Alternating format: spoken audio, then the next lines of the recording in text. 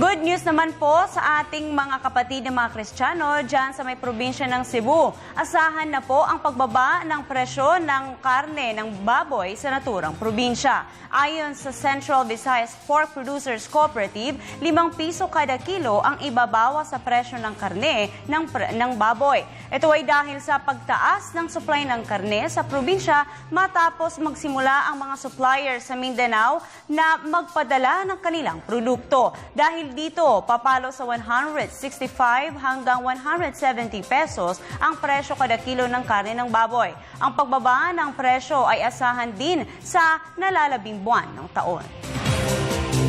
Samantala, Community College ng Provincial Government ng Ilocos Sur mas pagagandahin at mga karagdagang kurso ilulunsad din. Ang detalye ng mga balitang yan mula sa aming kasamang si Benny ng PTV Ilocos. Benny, magandang hapon sa iyo.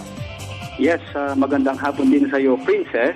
Karagdagang kurso na makakakuha agad ng trabaho. Ito ang nais mangyari ni Ilocos Sur Governor Ryan Luis Singson sa Ilocos Sur Community College na pinapatakbo ng Provincial Government of Ilocos Sur.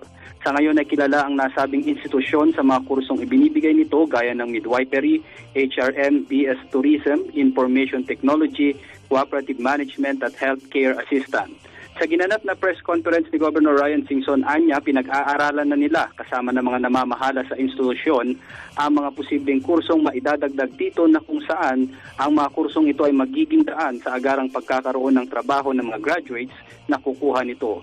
Bukod pa yan sa mga ilulunsad na pagbabagong pisikal ng ISCC at pagpapaganda ng sistema nito, isa na riyan ang posibleng pagkakaroon ng sistemang Study Now, Pay Later upang mas mabigyan ng pagkakataon ng lahat na nagnanais makatapos ng kolehiyo.